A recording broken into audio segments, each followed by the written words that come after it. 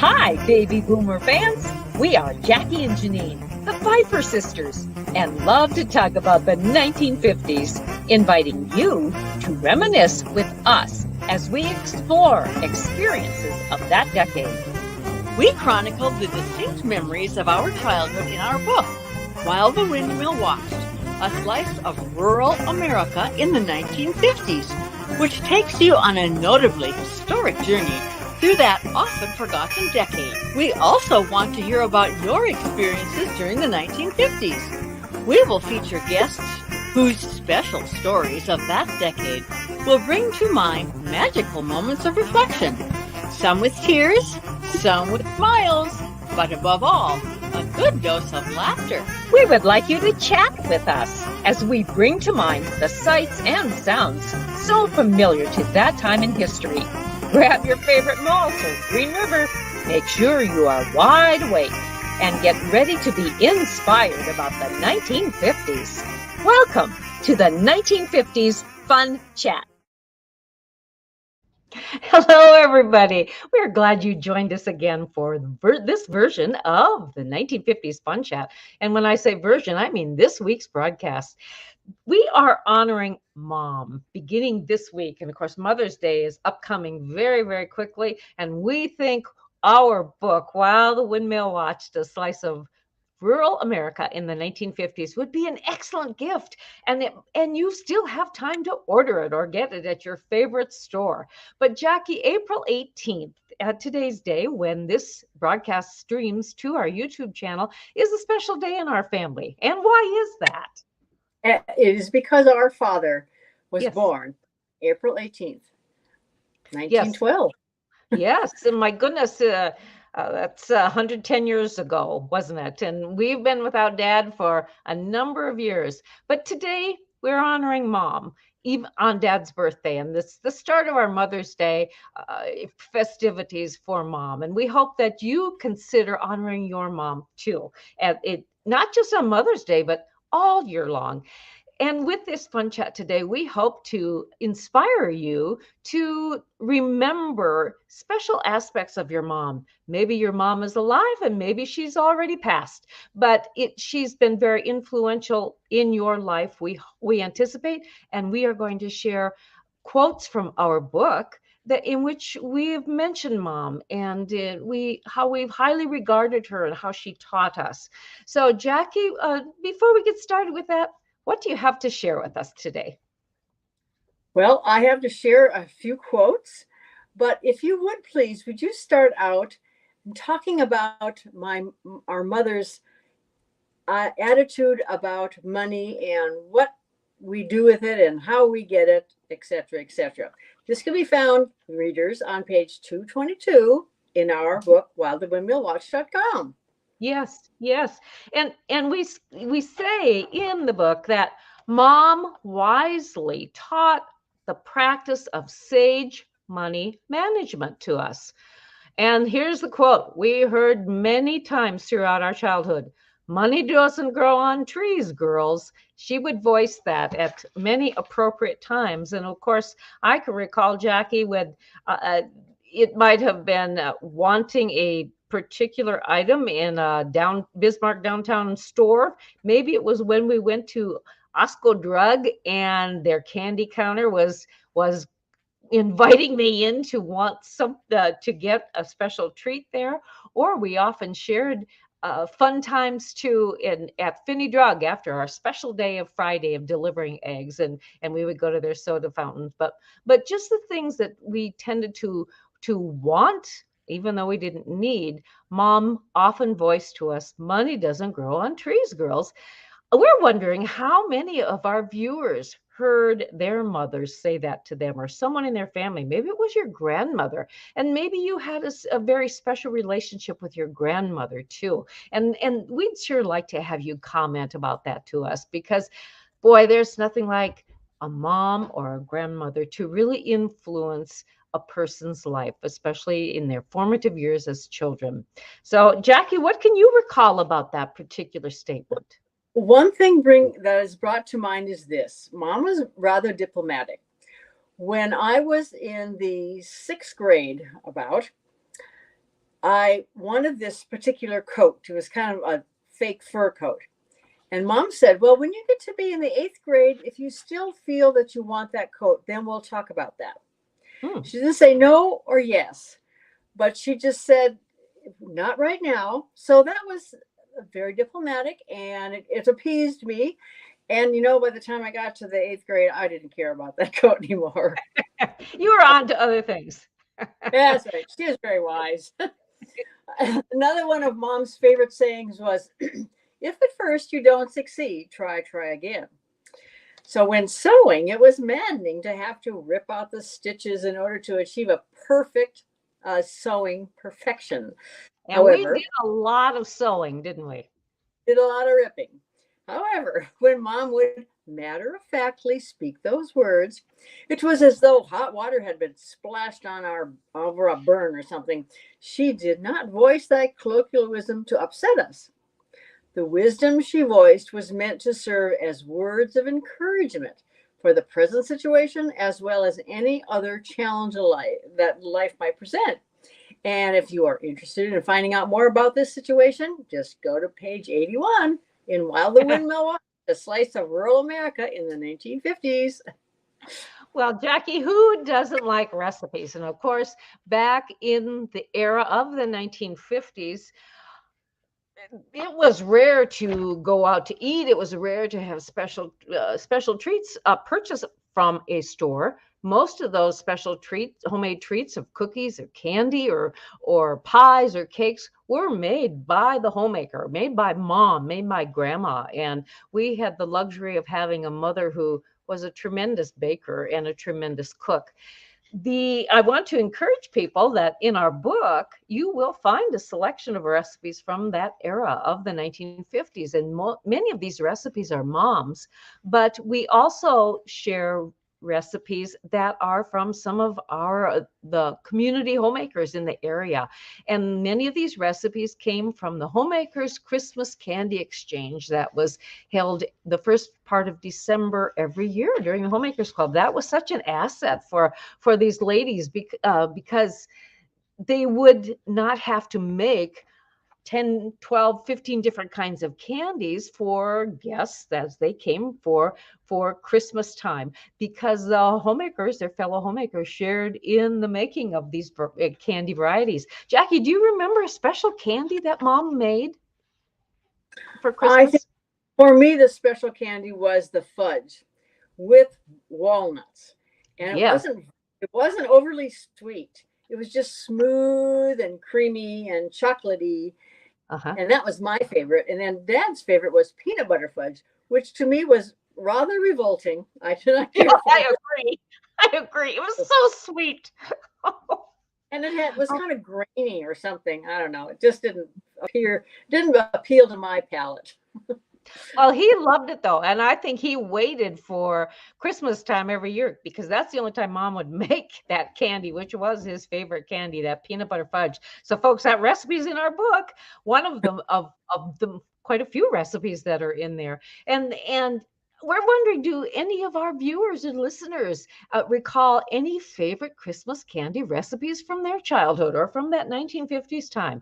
Maybe your mom or your grandma, or maybe even you made that special fudge with walnuts in it, English walnuts, and with that creamy texture. It was a really easy recipe. I think 4 ingredients was about it, but oh man, it was well worth the wait. And of course, Mom would cut those pieces very small and very dainty because they were so rich, and it extended this to the treat a lot farther too. But it was always fun at Christmas time to have Mom be in the kitchen because she was so fantastic at that. And we're grateful that we had the teacher, that culinary teacher in our family. I know, Jackie, she probably never thought of herself as being a culinary teacher, but she was. She was.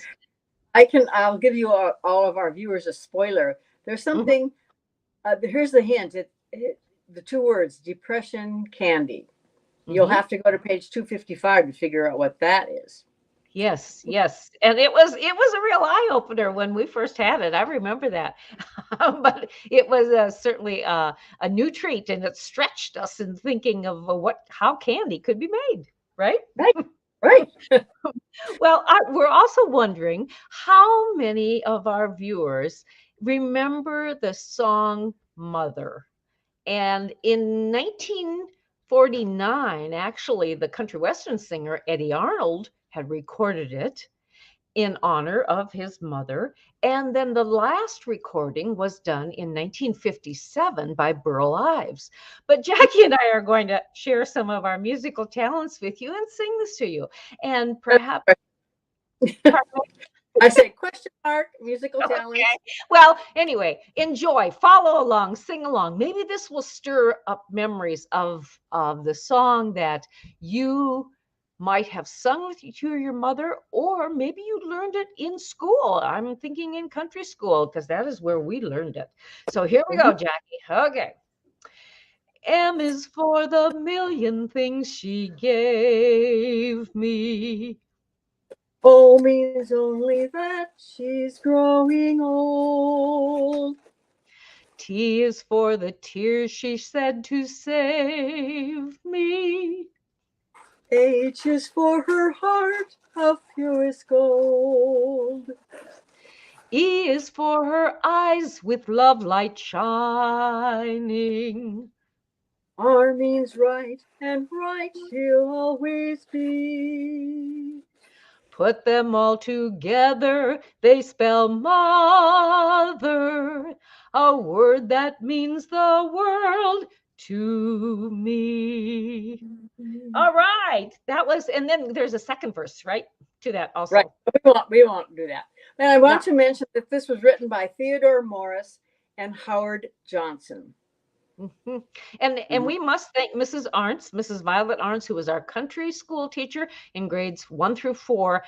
Both Jackie and I had her as a teacher, and she was marvelous. And we write about her in our book and the influence that she had in our lives. And this is just one of the ways that with her musical abilities that she shared with us that were it made such an imprint in our lives, and as students and as later on as mothers in our own family, as wives, just in generally living. I mean, a teacher is very important in the person's life to really set a high example. Mhm. Well, I want to talk about another time about mom, another topic. She was our personal dressmaker. Now, Uh-huh. as you know, catalogs of the 1950s became our personal wish books, and actually, the Sears Christmas catalog was titled the Christmas Wish Book, and we took that to heart. Each one Yeah. of us, Janine and I, would winnow our selections down to a favorite dress, and then mom would make that style. We would Mhm. help her select the fabric from probably pennies. That was I don't know, that was just going into another world. And we went downstairs and saw all those fabrics down there. So we picked out the fabric, and she made it, and we had the same style that we had seen in the catalog. Mhm. So it was there were only a few times during the year when would get a new dress. And that might be the new school year or Christmas or Easter. And those were some of the times that we got it. But we didn't get it because we wanted it. It was because we needed it, and Mhm. that was the criteria. Did we need it, or did we just want it? It kind of goes So back to that old saying, money doesn't grow on trees, girls, right? exactly right. And on page 191, you may learn more about this uh, in our book, While the Windmill Watched: A Slice of Rural America in the 1950s. And look up on the upper right hand corner of your screen. You'll see the cover. That's a beautiful North Dakota sunset which wraps around the book, and you'll see the windmill silhouette and two little girls uh, in silhouette as well. You'll also see a little white spot there, and you'll have to take a look at our www.wildthewindmillwatch.com website, because that little white spot will be explained to you. It happens to be Go ahead, Janine. Tell them Ah, what this. yes, yeah, our book. Wow, our book received the 2022 Distinguished Favorite Award from the Independent Press, and because of that, we are now able to have that little emblem displayed regarding our book. This is a national award, folks. It's not just a drop in the bucket, which really humbles us because there were books that entered these variety of categories from all over the world. The judging was done by educators, librarians, publishers, writers, anyone that has anything to do with the book publishing industry. So it is indeed an honor to that our book has received that award, and it's amazing, Jackie, the outcome, what happens just from the one little inspiration of wanting to start to record our memories for our daughters, right? Exactly. And we have been so fortunate to have been able to branch out into classrooms, college Mhm. and elementary school classrooms, businesses and clubs, book clubs, Rotary clubs. And well, I'm missing so many more people, groups who have wanted to know about While the Windmill Watched, a slice of rural Yes. America in the 1950s. And, and Um, you know, and you know what I like about that part when we Zoom with people? It's so cool because the people who are Zooming with us, they hear our story, and then it's as if they can't wait to talk about their memories in the 1950s. It's almost like a mini fun chat that we have weekly with right. a guest. Yes, That, it's so fun. that But is true. let's talk about, we're focusing on Mother's Day here. So let's talk a little bit of what we used to do on Mother's Day and how we honored mom. The the one thing that really comes to my mind is how dad honored his mom and our mom, because of course his mom, Grandpa and Grandma Pfeiffer, lived in Bismarck, which is relatively close to Minokan, 10 miles difference. And Grandpa and Grandma Pfeiffer were involved in our lives quite a bit just because of the proximity we lived to them.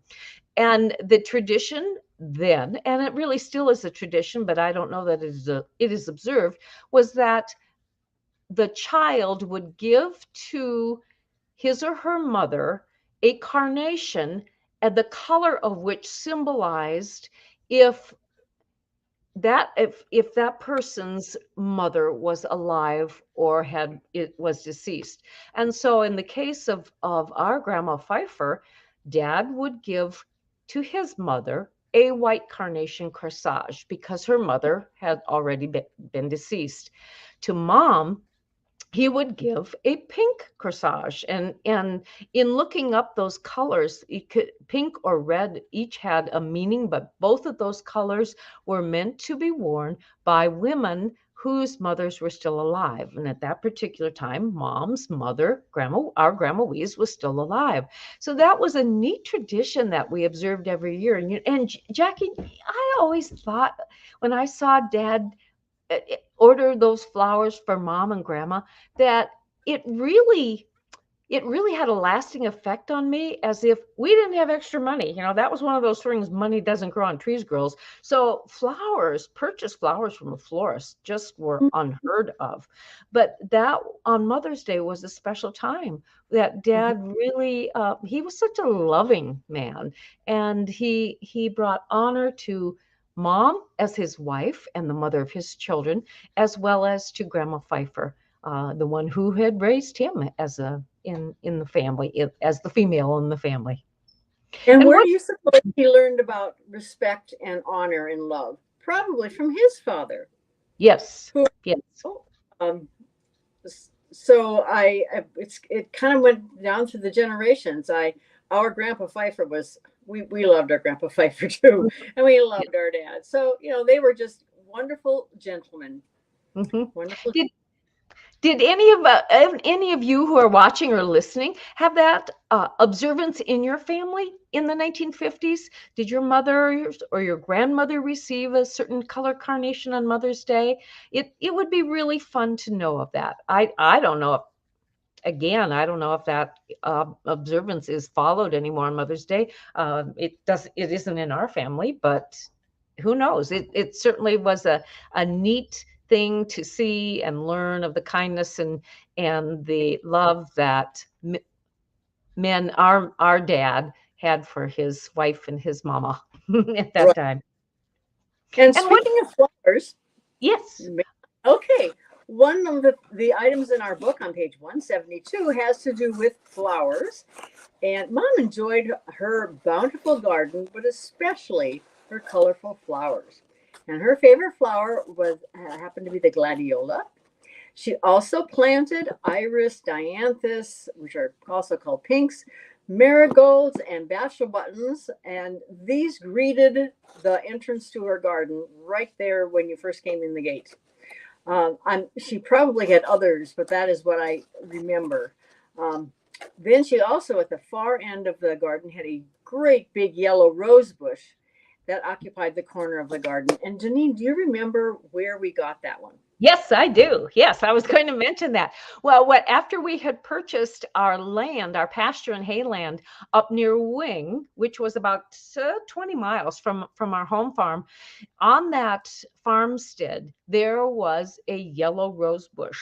And it was the Haru farmstead. They were Finnish folks, and they had sold that land to us and moved on to Wisconsin.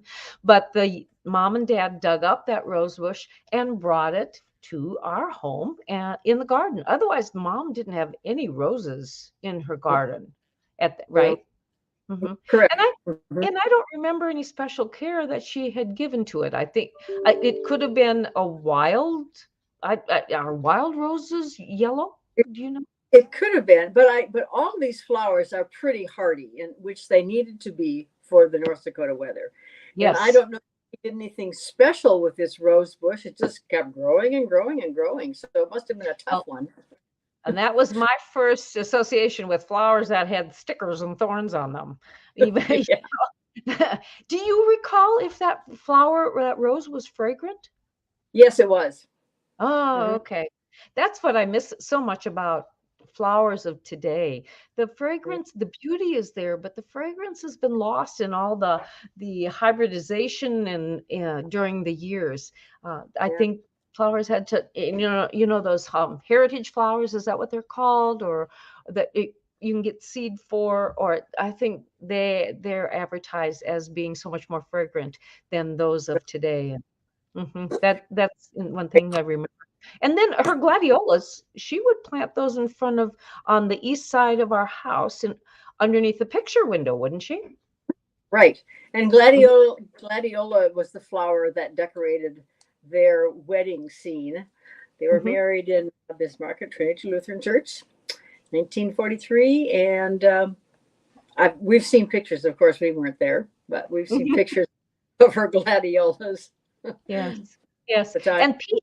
They were peach, or kind of peachy tangerine color, weren't they? They had a certain name to them, if I recall, but that name escapes me right now.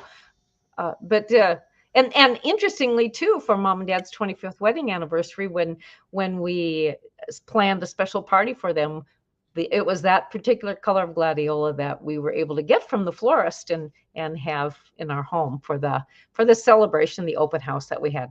Mom and Dad never did live the length of time to be able to celebrate their 50th wedding anniversary, so it was really nice to have been able to have that 25th anniversary time with them.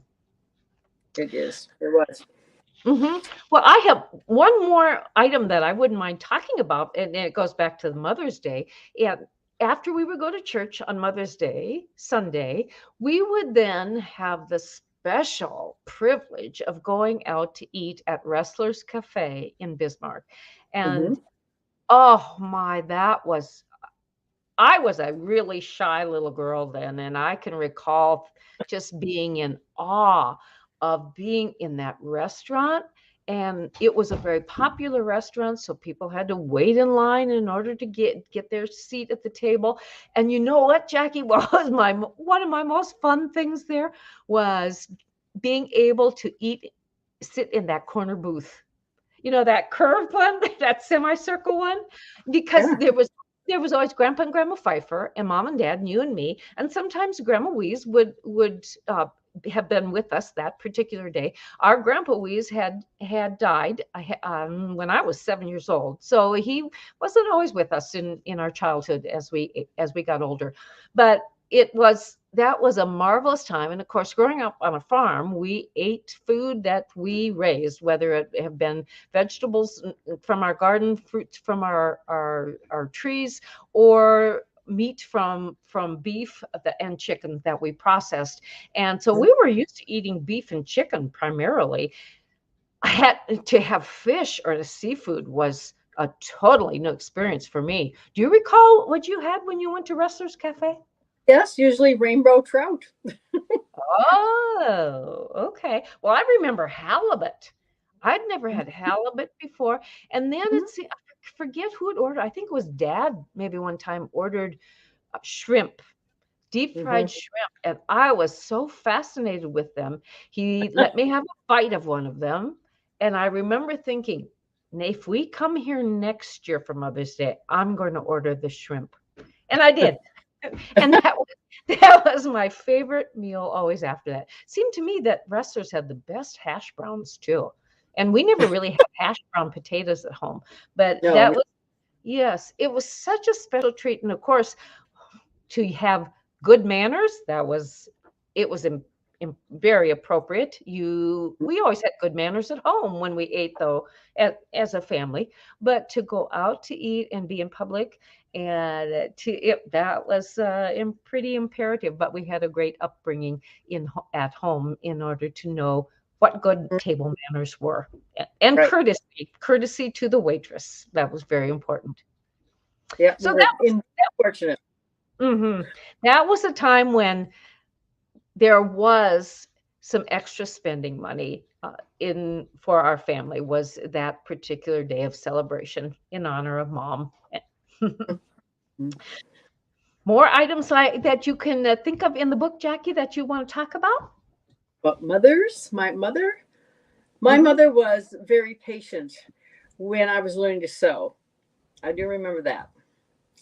And I'm grateful for her, because I think that patience then carried over to me as a teacher when I was teaching home economics and teaching sewing. And I appreciated when the students would all of a sudden the light would turn on and they got it, whatever it was. But yes. It was because of the patience of my mom that I was able to transfer to the students. And she caused us to think. She didn't necessarily tell us right and wrong, even though we saw those examples of right and wrong daily in our home with our parents. But Mom would put the situation on a scale, and basically, if you want to look at it like that, and because of that, she would say, think, Jack, think. Yes, I can hear it. I know you've said that a lot. And so then by thinking, you had to weigh the pros and cons. You had to balance that scale. What were you thinking? What would happen if you made this choice? What would happen if you made this choice? And so consequently, it worked out that Mom, in her wisdom, helped us to be better thinkers and better have a better understanding of life and how it would treat us well. But I know that there was a reference in our book where we talked about the kindness to show people, and she was very influential in sharing that knowledge. And can you recall that, Jackie? Yes, I do. One time we were walking down the street, and in Bismarck, there is a man who was everyone knew who this man was. We didn't know his name. Year round, he wore a long winter coat, and he always carried a broom. Yes. And I think he wore overshoes too, didn't he? Yes, right. And all year round. And he would be sweeping the street, the sidewalk into the streets for the businesses. And I don't know if he was hired or if he just did that. But he had this beard and kind of a little bit frightening. He was a tall man and so we would see him and Mom would, well, then there's something that happened in between there. And Mom would say, if be kind to old people, because for one day you will be old. And I've never forgotten that. And now I'm old.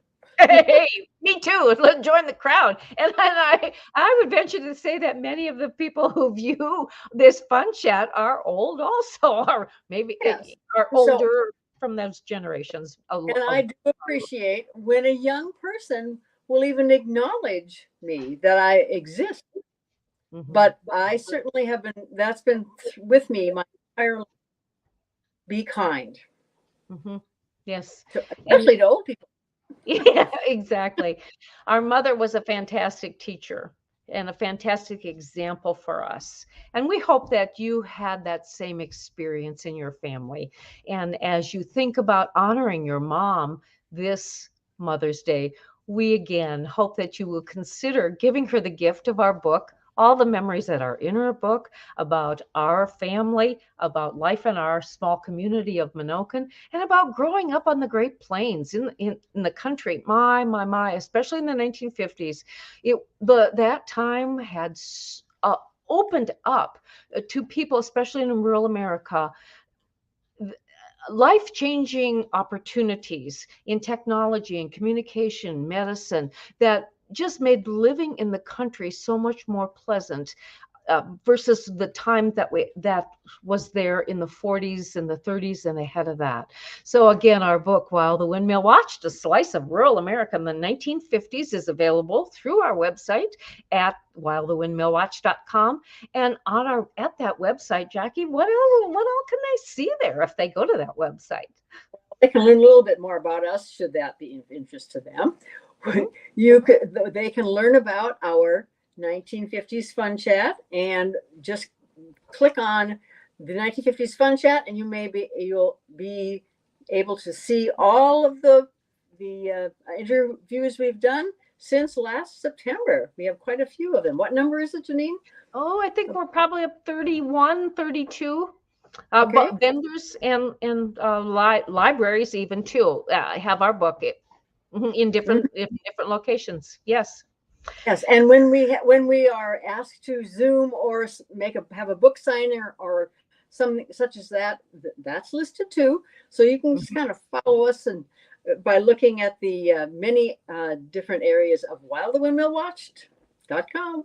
Yes, and again, please comment below with your thoughts or if you have replies to some of our questions that we've asked you today, replies about your mother, perhaps, just replies about life in the 1950s. We want you to be very much a part of our conversations, and of course, we want you to like this broadcast too, even subscribe to our channel. Yes, that little red button down there on the right-hand side. Just click on that, and you will be a subscriber, and that's pretty neat for us when we see that subscriber list is building, right, Jackie?